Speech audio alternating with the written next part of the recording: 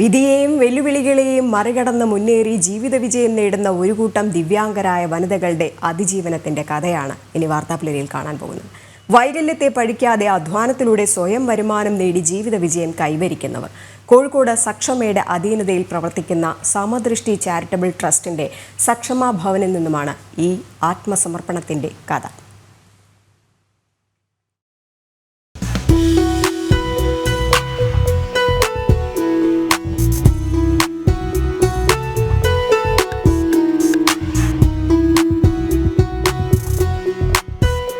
വിധി നൽകിയ ക്രൂരതയെ അതിജീവനത്തിന്റെ വഴിയെ പോരാടി തോൽപ്പിക്കുന്ന 20 വനിതകൾ.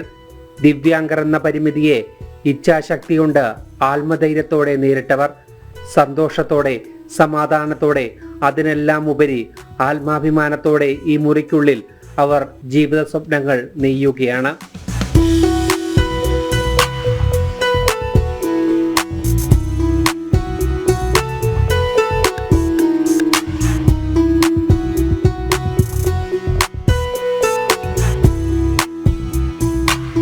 ഒരു ചെറിയ തൊഴിലായാലും കിട്ടുന്നത് കൊണ്ട് തൃപ്തിപ്പെട്ട് നന്നായി ജീവിക്കാമെന്നാണ് ഞാൻ ആഗ്രഹിക്കുന്നത്.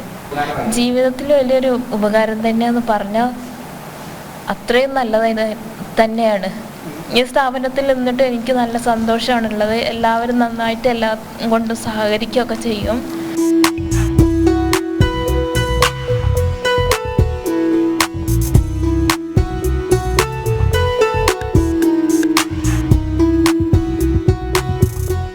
ഇവിടെ നിന്ന് നല്ല വരുമാനം കണ്ടെത്താൻ എനിക്ക് പറ്റുന്നുണ്ട്.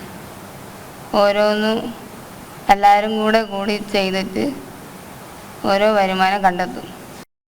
വരുമാനം കണ്ടെത്തും. പിന്നെ ചെരുപ്പ് മടയിലുണ്ടായിരുന്നു, അതൊക്കെ നല്ലൊരു കാര്യമായിരുന്നു.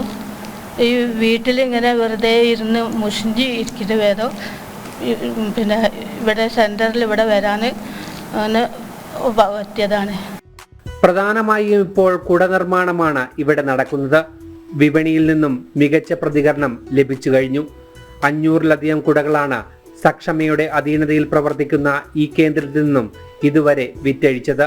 കുടകൾ മാത്രമല്ല, മറ്റു തുണിത്തരങ്ങളും ഇവിടെ നിർമ്മിക്കുന്നു.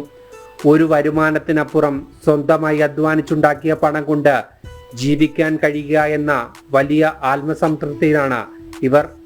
ജീവിതത്തിൽ മുന്നേറാനുള്ള വലിയ കരുത്തും ഇത് നൽകുന്നു.